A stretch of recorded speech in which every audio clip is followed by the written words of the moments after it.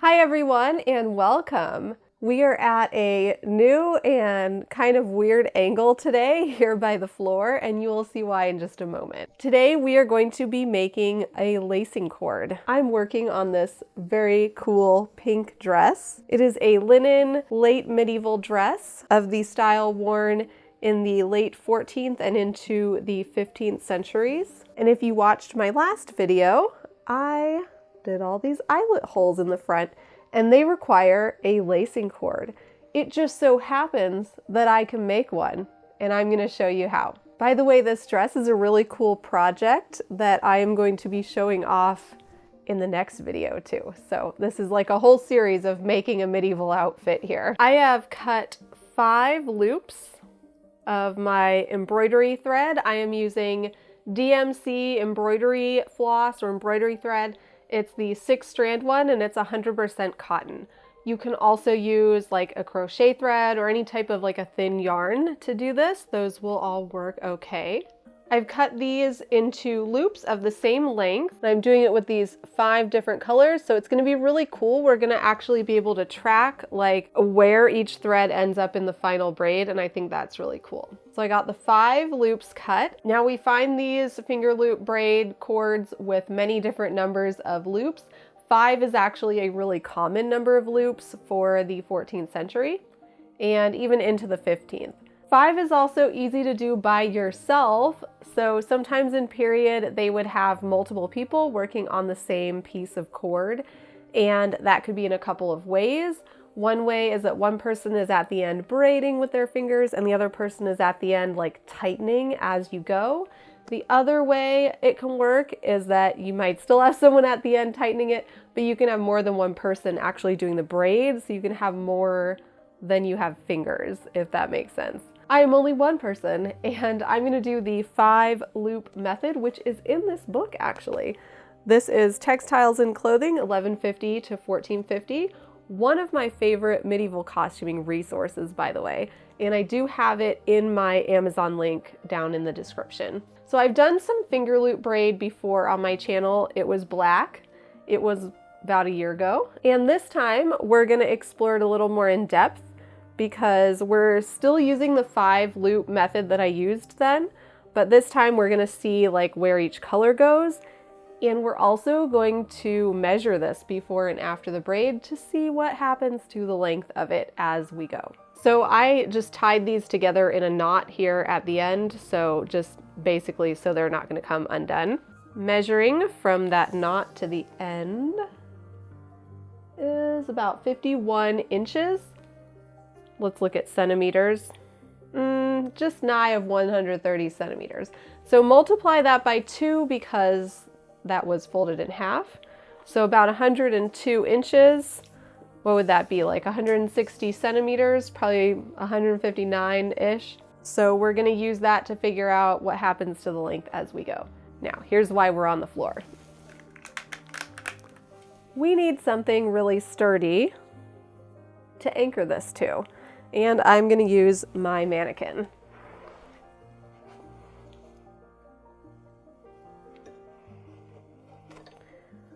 I am also on the floor because I'm actually going to use my foot to do some of the tensioning. Okay, so now we are ready to begin the method of braiding. So I'm going to take each of the 5 loops onto a finger. I'm going to use my ring finger, my middle finger, and my index finger on this hand. And on the other hand, I'm going to use my ring finger and my middle finger, like that. Now to start the method, I'm going to take the index finger from one hand through the middle finger loop and pick up the ring finger loop from the opposite hand. And I'm going to pull it tight, and I'll show you in just a second what I'm going to do with my foot for the tension. Next, I'm going to walk those 2 loops down to my ring and middle finger. I'm going to take that index finger through that loop on my middle finger and pick up the one on the opposite ring finger. Pull it tight there at the bottom, and then I'm going to walk those two loops to my ring and middle finger. Then repeat. Index finger through the middle finger to pick up the ring finger loop. Pull it tight. Walk those two down to the ring and middle finger. Index finger through the middle finger loop. Pick up the ring finger. Walk those two down. And that's it. We're just going to keep repeating it. Before I get too far, let me show you what's going on with the tensioning. Okay, now here at the bottom, I can actually use my foot to keep that tension down there. So as I braid, I'm just gonna make sure that I keep tension on that braid at the bottom by pushing on it with my foot. And that is how you make a super long braid without having a second person to hold it for you. There is obviously a limit to how long you can make it because you do need to be keeping that tension down there. So you do need to be able to reach it with your foot. So now I'm gonna go ahead and keep braiding for a little bit, and then I will show you how it is looking. And then once you get a little bit closer to the ends of the cord, you won't need your foot anymore. You can use your hands to tension. So as you do one pass, just kind of go like that. Make sure you bring tension into the braid down there. And each time, just give it a little tension pull. And you can finish off the cord that way.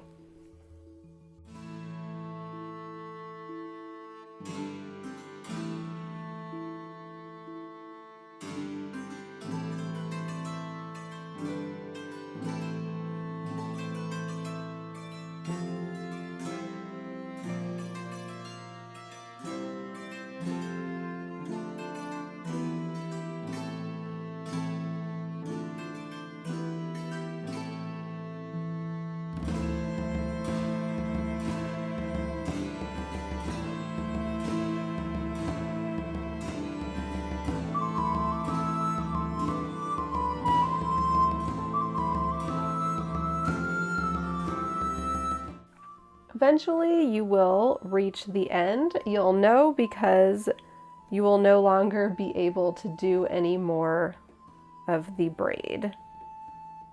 And at that point, you can just stop. All right, now let's actually take a look at the cord we've made.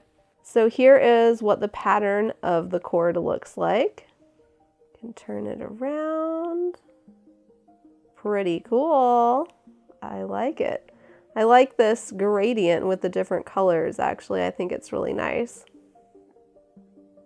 Okay, and now let's measure it and see how long it is. So from the knot where I measured before to the end is 44 inches. What is that in centimeters? About 112 centimeters. You know, it was 51, so that meant I cut, what, 102 inches? So 51 down to 44. So if you want to get the factor of multiplication for size, 51 divided by 44 will give you that. Let's do it real quick on our phone calculator. So 51 over 44 is a 1.16 reduction.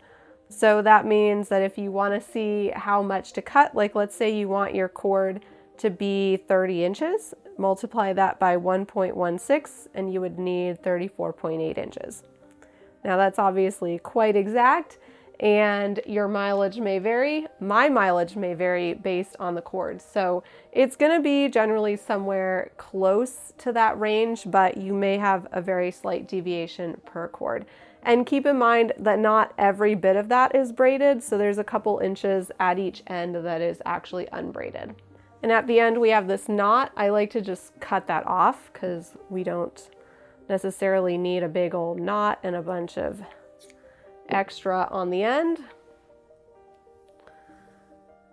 And then to lace this into the dress, I'm going to use a plastic lacing needle or a yarn needle. I'm going to lace up my dress with it. Here is the plastic yarn needle. I just threaded my cord through it, And I will also include a link to these in that Amazon link down below. Now this dress is spiral laced, so we are going to do some spiral lacing together. So I'm just gonna tie off the end down there at the bottom. I like to tuck that inside the dress.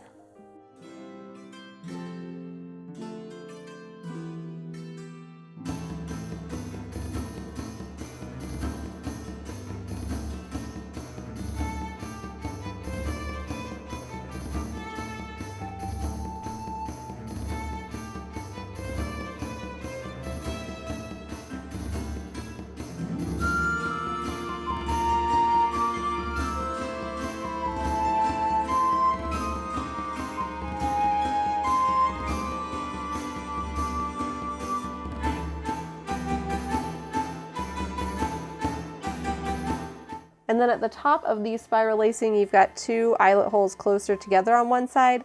That's so that you can do the spiral all the way up, and at the top it still is straight across. And it is like that on the bottom as well. And then at the top, you're just gonna tie it off around itself, kind of like we did at the bottom, and tuck the excess inside. I really like how those colors are coming out, and it's just like a little gradient spiral of color.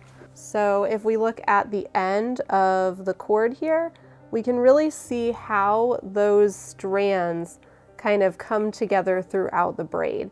And it's going to be different obviously on the top side versus the bottom side. In this type, you can really see the difference between top and bottom here. So there's that top side, which is the flatter side, and then the bottom, which is the rounder side. So that really shows off the patterning of those different colors. And I think it's really cool. That's the first time I've actually done it that way. Okay, here is my cord in my dress. I'm so excited to keep working on this project. I basically have the pink dress made now, so I just need to like put it on and stuff. There's also gonna be a hood and an overdress and a whole look that goes with it, and it's gonna be amazing. So you definitely wanna come back for that. So if you haven't subscribed already, make sure you subscribe and hit that notification bell so you can see what this turns into when it becomes a whole outfit. I must say that I am very excited about it. You'll get that pun later. In the meantime, make sure you find me on most of the social medias. I'm Daisy Victoria. Instagram, Facebook, I'm actually on TikTok now. You can also go to my website at daisyvictoria.com. And a huge thank you to my patrons who help so much to make the continuation of my content possible. I also have a lot of PDF tutorials and some patterns available.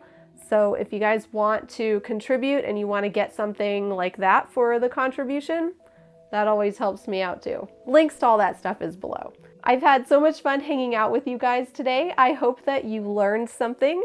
I actually filmed this and the eyelets video at the same time, so I've been hanging out with you for quite a while today. And now it's actually dinner time, so I'm gonna go make some dinner, and that is the note I will leave you with today. The next video I do will actually be about this dress itself, the research behind it, and why I chose to put this weird ruffle on the bottom. What's that all about? Find out next week. I hope your day is super magical, and I'll see you again real soon.